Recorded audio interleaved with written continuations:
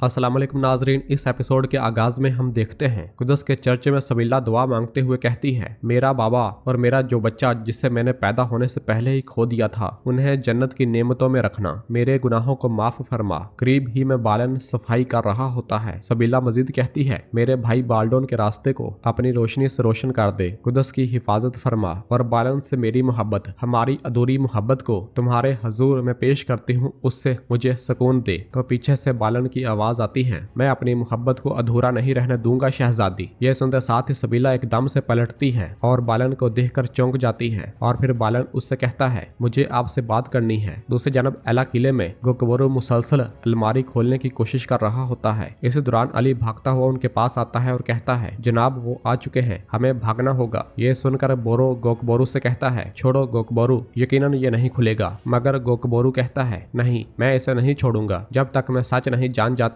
मैं नहीं जाऊंगा। वो अपनी कोशिश जारी रखता है। बाहर से सिपाही आगे बढ़ रहे होते हैं और कुछ देर के बाद वो जैसे ही भागते हुए दरवाजा खोलकर अंदर दाखिल होते हैं तो वहाँ पे कोई मौजूद नहीं होता। अलमारी भी खुली होती है। ये देखकर सिपाही कहता है, छापा पड़ा है सिपाहियों, मेरे साथ आओ। और वो सब खुफिया रास्ते की जानब भाग पड़ते हैं। खुफिया रास्ते में आगे बढ़ते हुए गोकबरू बोरो से कहता है, आखिरकार हकीकत मेरे हाथ में है। इसी लम्हे बाजंतनी सिपाही उन तक जा पहुंचते हैं, जिन्हें देखते साथ ही वो सब उन पर टूट पड़ते हैं और जल्द ही वहां पहुंचने वालों को निपटा देते हैं। इधर सबीला बालन के साथ एक तरफ जा पहुंचती है और कहती है, मैंने कहा था कि दोबारा मेरे सामने मत आना। तो बालन उससे कहता है, अब खेल खत्म करो सबीला। तो सबीला कहती है, मैं कोई खेल नहीं खेल रही। तो बालन कहता है, मैंने तुम्हें गिरजाघर में दुआ करते हुए सुना, मैं तुम्हें हमारी मोहब्बत कुर्बान नहीं करने दूंगा। मैं जानता हूँ सबीला, लॉर्ड गाय ने हमें जंतान से फरार होने में मेरी मदद की और उसके बदले में तुमने उससे शादी करने का मुआहदा कबूल किया और तुमने ये सब कुछ मेरे लिए किया। तो जवाबन सबीला कहती है, नहीं, ऐसी कोई बात नहीं है। तो बालन उससे कहता है, मेरी आंखों में देखो, मेरी आंखों में देखकर बोलो सबीला, और सच बताओ। मैं जानता हूँ कि तुमने जो कुछ किया वो इसलिए किया ताकि मैं जिंदा रह सकूं, लेकिन तुम कुछ भूल गई हो। तुम्हारी गैर मौजूदगी में मैं सांस तो ले सकता हूँ, लेकिन इसे जिंदा होना नहीं कहा जा सकता। तो सबीला कहती है, मुझे माफ कर दो बालन, मैं तुम्हें मरने नहीं दे सकती थी। यह सुनते साथ ही बालन उसे गले लगा लेता है और कहता है, परेशान न हो, मैं आ गया हूँ। और फिर सबीला कहती है, बालन ऐसा नहीं होगा, क्या तुम देख नहीं रहे, मारिया और लड़ गए, वो हमें नहीं छोड़ेंगे। तो बालन कहता है, मुझे कोई परवाह नहीं है, तुम मेरे साथ आओगी, वो इसका हिसाब देंगे, चलो चलते हैं। तो सबीला पूछती, कहाँ? बालन कहता है, मैं तुम्हारे साथ कहीं भी जा सकता हूँ। सबीला कहती है, कुदस और मेरा भाई, क्या हम उन्हें इनके हाथ में छोड़कर ऐसे ही चले जाएंगे? तो बालन कहता है, हम खुदा के शहर कुदस को नहीं छोड़ेंगे और ना ही तुम्हारे भाई को किसी के लिए छोड़ेंगे। हम साबित करेंगे कि वो हमें तोड़ नहीं सकते और हम मजबूत होकर वापस आएंगे। तो सबीला उससे कहती है, काश ऐसा हो सकता। तो बालन कहता है, चलो सबीला चलो। मगर सबीला कहती है, मुझे बाल्डोन को देखना है। अभी नहीं, मैं आपको खबर भेज दूंगी। यह सुनकर बालन उससे गले मिलता है और कहता है, मैं तुम्हारी तरफ से खबर का इंतजार करूंगा। जबकि एक शख्स छुप कर उन्हें देख रहा होता है। इधर शाम में गुमश्तगीन का राजा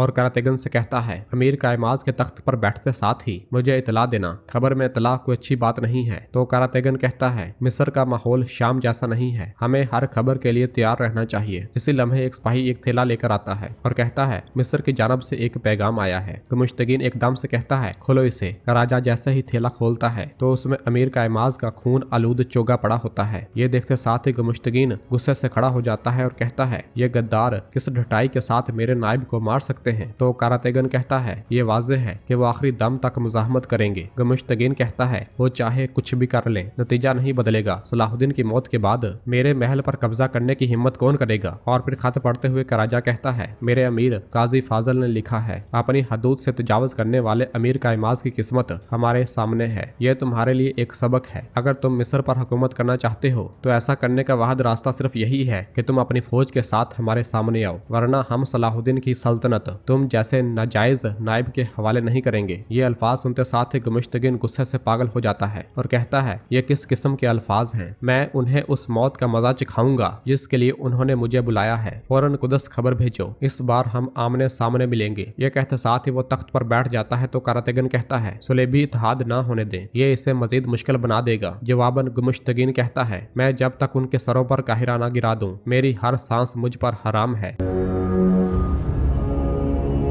दूसरी जानब जंगल में बोरो कराकोश के साथ बैठा होता है और गोकबोरू जो कि किताब पढ़ रहा होता है उसकी जानब देखते हुए कहता है, जल्द ही सफेद भेड़ काली भेड़ों से अलग हो जाएगी। गोकबोरू किताब पढ़ते हुए उसे वो तमाम मालूमात अपने बारे मिल जाती हैं जो वो जानना चाहता था। ताजर राकीफ ने 2 अहम कैदी कराकोश और गोकबोरू पैतरों की जानब भेजे हैं। मुझे उम्मीद है कि उनसे अच्छा मुनाफा होगा। जब वो किताब का सफा पलटता है तो आगे लिखा होता है, मैं गोकबोरू और कराकोश को बहुत सारे पैसों में बेचूंगा। लेकिन हलब के शहजादों में से एक गुमुश्तगीन ने मुदाखलत की। उसने मुझे फरोख्त और मेरी तवक्को से कई ज्यादा रकम की पेशकश की। उसने मुझसे कहा कि दोनों कैदियों को गैर मुआयना मुद्दत के लिए रखा जाए। मैंने पेशकश कबूल कर ली, लेकिन मैं परेशान था। जल्द ही वाजे हो जाएगा कि उसने ऐसा क्यों किया। अमीर गुमुश्तगीन को जिन 2 मुसलमान कैदियों में दिलचस्पी है, मैं उनसे मुतल्लक हर चीज को दर्ज कर रहा हूँ ताकि अगर किसी दिन कुछ गलत हो जाए तो ये कैरक के कौंद को दे दूं। और फिर अगले सफे पे लिखा होता है, गुमुश्तगीन ने आज महल का दौरा किया। आज ये वाजे हो गया है कि मेरे पास इतना सोना क्यों है। वो कराकोश के हाथ से नक्शा साजी चाहता है जो कि एक बहुत अच्छा माहर तामीरात है। उन्होंने गोकबोरू के हवाले से खसूसी दरख्वास्त भी की है। उसने मुझसे कहा कि उसे एक तारीख कमरे में बाकायदगी से तशद्दुद और खतरे का निशाना बनाया जाए। उसका मकसद उसकी जिद को तोड़ना है और उसे अयूबियों का मजबूत दुश्मन बनाना है। ये पढ़ते साथ ही गोकबोरू को बहुत गुस्सा आता है और वो उस लम्हे को याद करता है जब गुमुश्तगीन अपना चेहरा ढांपे उस पर तशद्दुद कर रहा था और उसने कहा था, ये बोरो की तरफ से तोहफा है। सलाहुद्दीन अयूबी की मुखालफत के नताइज देखो। मार खाते हुए गोकबोरू ने कहा था, तुम झूठ बोल रहे हो, वो ऐसा कुछ नहीं करेगा। वो आएगा और आखिरकार मुझे बचा लेगा। गुमुश्तगीन ने कहा था, तुम एक ख्याली दुनिया में रह रहे हो गोकबोरू। क्या वो शख्स जिसने तुम्हें यहाँ फेंका है वो आकर तुम्हें यहाँ से बचाएगा? यहाँ सड़ना ही तुम्हारा मुकद्दर है। और वो उस पर तशद्दुद करता ही चला गया था। ये सब कुछ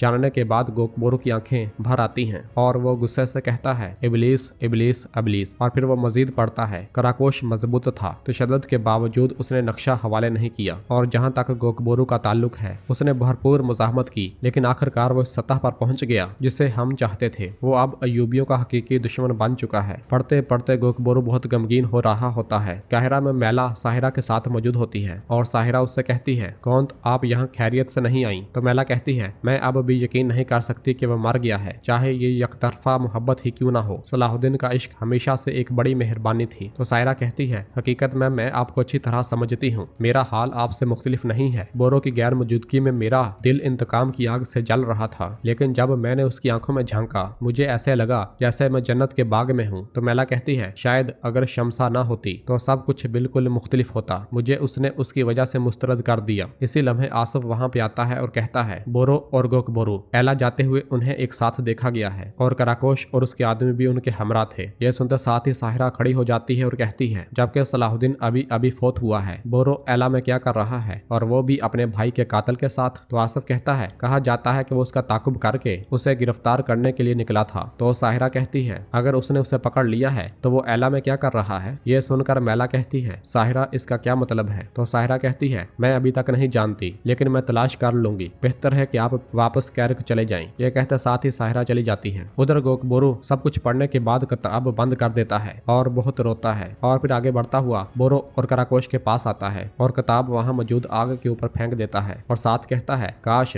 माजी भी इसी तरह जल कर मिट जाए। बोरो कहता है, वक्त बताएगा। दोबारा से शुरू करने के लिए अपने दिल में उम्मीद तलाश करना काफी है। तो गोकबोरू कहता है, उम्मीद? वो मेरे लिए मर गई है। बोरो कहता है, अल्लाह की रहमत से मायूस ना हो, बेशक अल्लाह की रहमत से काफिर लोग ही मायूस होते हैं। तो गोकबोरू कहता है, कोई इंसान ऐसा कैसे कर सकता है? तो कराकोश कहता है, हरगिज नहीं। जिन्होंने हमारे साथ ऐसा किया वो इंसान नहीं हो सकते। इंसान बनने के लिए हमदर्दी और इज्जत की जरूरत है। और फिर बोरो पूछता है, तुम पर इस तरह का जुल्म किसने किया? बताओ बताओ, उस जहर को बाहर निकालो जो तुम्हारे सीने में बरसों से है। गोकबोरू अपनी तलवार बेनियाम करता है और उसे बोरो को दे देता है और फिर उसके सामने घुटनों के बाल बैठते हुए कहता है, मेरी गर्दन काट डालो इसे ताकि ये जहर बाहर निकल सके। तो बोरो कहता है, मैं बरसों से तुम्हें ढूंढ रहा हूँ, तुम्हें ढूंढने और तुम्हें हकीकत बताने के लिए। मेरे दोस्त, क्या तुम चाहते हो कि मैं अपने भाई का सर कलम कर दूं? तो गोकबोरू कहता है, ये सर, ये जिस्म मुझ पर बोझ बन गए हैं। ये सुनते साथ ही बोरो उसके पास बैठ जाता है और कहता है, देखो किस्मत ने हमें फिर से इकट्ठा किया है। अब जबकि हम मुतहिद हैं और अपने असली दुश्मन को जानते हैं तो अब हमें कोई तकलीफ नहीं दे सकेगा। तो गोकबोरू कहता है, गुमुश्तगीन, वो शैतान बरसों से मेरे अंदर था। देखो वो शैतान हर रोज मुझ में अपना जहर उतार रहा था। जब तक ये सर और जिस्म है मुसीबत खत्म नहीं होगी। मेरी गर्दन काट डालो बोरो। और बहुत ज्यादा गमगीन हो जाता है और उसे इस तरह देखकर बोरो और कराकोश की आंखों से भी आंसू बह पड़ते हैं। और फिर बोरो उससे कहता है कि क्या अल्लाह तौबा कबूल करने वाला नहीं है? क्या उसने ये नहीं कहा कि सच्ची तौबा तमाम गुनाहों को मिटा देती है? ये हमारी दोस्ती की भी तौबा है, जबकि हम तीनों राहे हक पर मिले हैं। चौथा, हमारे साथ अल्लाह है। मेरा अल्लाह हमें फिर से जुदा न करे। ये सुनते साथ ही गोकबोर उसके गले लग जाता है और कराकोश भी उनके साथ लिपट जाता है।